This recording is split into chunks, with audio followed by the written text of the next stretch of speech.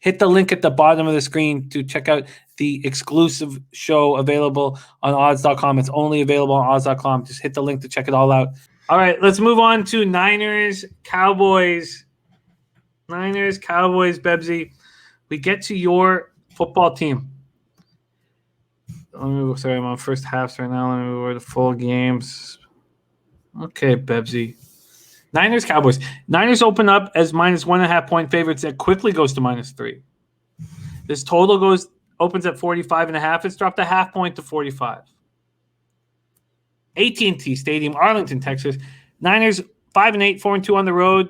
At Cowboys 4-9, 2-4 at home. Niners coming off an ugly 23-15 loss to Washington and Arizona. They've lost 5 of their past 6 games. 3 turnovers, 2 are returned for scores. Nick Mullins, 25-45, 260 yards, 1 touchdown, 1 interception.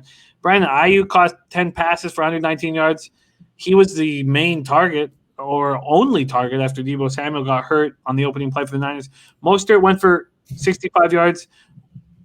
We hit the Wilson and Mostert props. Thank God. Deebo Samuel hamstring left on the first offensive drive. We lost that one. Mostert was evaluated for a head injury in the second quarter and cleared to return. Thank God.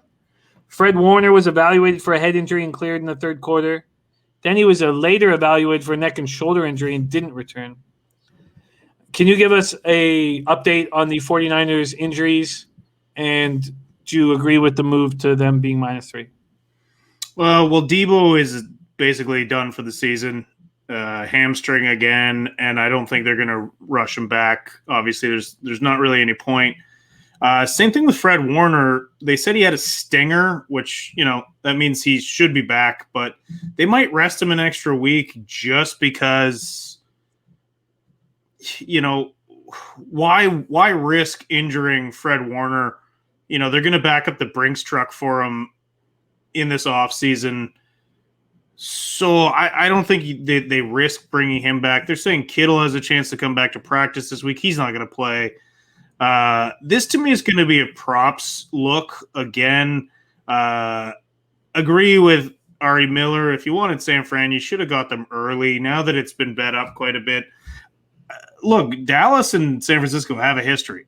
As much as San Francisco has a new rivalry with Seattle, an old rivalry with the Rams. These two teams still hate each other and get up for this. So I think this ends up being a tight game. For that reason, I don't want to bet that. I'm going to look again at props this week. The Ayuk props should be hitting a lot. One thing that Mullins does, if he winds up being the starter, that's the other thing. Kyle Shanahan hasn't even committed to a starter yet. So one thing about Mullins is he really focuses on his top target. When Kittle was in, he throws every single ball to Kittle. When Samuel's in, he looks Samuel's direction. Ayuk, he's just going to be staring at him all game, and he'll get his catches. Ayuk gets tremendous separation. So you want to look at props. Wilson and Ayuk, I think, are both very much in play for the weekend. But I can't bet this spread. It's also very frustrating to bet on your own team. I do think that game would have been completely different if Samuel didn't get hurt on the first play. So Slats is right. Massive coaching mismatch. Look, there's a chance that the Niners come out and absolutely obliterate Dallas. I don't think there's a chance for Dallas to obliterate the Niners. And, there's a good chance I'm going to bet Pollard again because, I see Zeke getting less and less carries as the season goes on and Pollard getting more, and that line just keeps being low. See, Bebsie, I think now that it's 3 points, I'm leaning towards the Cowboys. I mean, I don't take anything from the beatdown of the Bengals, although I was on the Cowboys -3, -115, and I was on the Bengals team total under. Coming out 37, beatdown of the Bengals. Andy Dalton, the 16-23, 185 yards, 2 touchdowns, 0 interceptions. Zeke ran for 48 yards, 12 carries. Tony Pollard ran 11 times for 39 yards. Amari Cooper led the receivers with 4 catches for 51 yards. Cornerback Savion Smith left with a hand injury in the fourth quarter. Broken hand. They hope to get cornerback Trevon Diggs back this week from injured reserve. McCarthy says that Chidobe Awuzie will be activated from the reserve COVID list. Safety Donovan Wilson and cornerback Anthony Brown are both listed as questionable. But I see this as the Cowboys getting healthier, and still have a chance at the division, where the Niners are not going to play any players who are questionable. Nope, but you still have Kyle Shanahan versus Mike McCarthy. So I understand why you're looking that way. I think it's a mistake. I'm not going to try and talk you out of it, even though that's kind of what I'm doing right now. But I think this is San Francisco in a props look, and I'm not going to bet San Francisco, but I think you're making a mistake betting Dallas. I think you're looking at what they did last week against a Bengals team and Andy Dalton playing. No, I'm looking at what the Niners did against Washington. Well, their defense played fantastic. Well, Washington doesn't have an offense. Neither does Dallas. Dallas has playmakers. They also have Andy Dalton at quarterback and not a very good O-line. Look, if you want to bet them, I'm you know. I hear you. I'll wait. I don't need to focus on that. I need to focus on that. All right. I think Mostert is fine. I don't think they would have put him back in that game if he wasn't. So, I think he got his bell rung, and they evaluated him for a concussion, and then I think they kind of just said it was something else. But I don't think – I'm pretty sure Mostert is a go. All right, let's move on to afternoon action. We have 5 games left on the card. Okay, not so bad. We are an hour 56 in. Great hustle, Bebsie, and everybody in the chat. We've been hammering some of these games a little longer than we probably should have, but it feels good. Feels good. 4:05 p.m. New York Jets. God, that makes me want to stop talking. Oof. 0-13. 0-6 on the road at the LA Rams. 9-4, 5-1 home. SoFi Stadium, Inglewood, California. Rams opened up at -16.5, -115. They're now -17.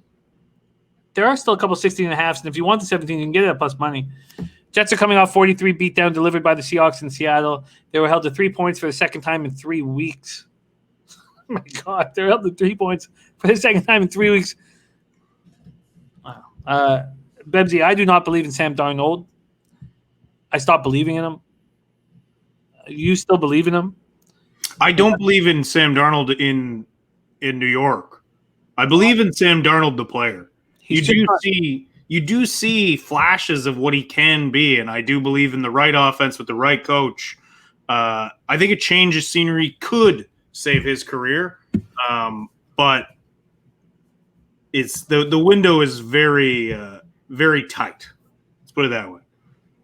It was the 5th time this season they were held under double figures. The Jets managed 20 yards of offense and never ran a play in Seattle's half of the field in the second half. Darnold was 14 of 26 for 132 yards. Leading receiver Braxton Berrios, 3 catches for 49 yards. They could only muster 69 yards on the ground from 23 carries.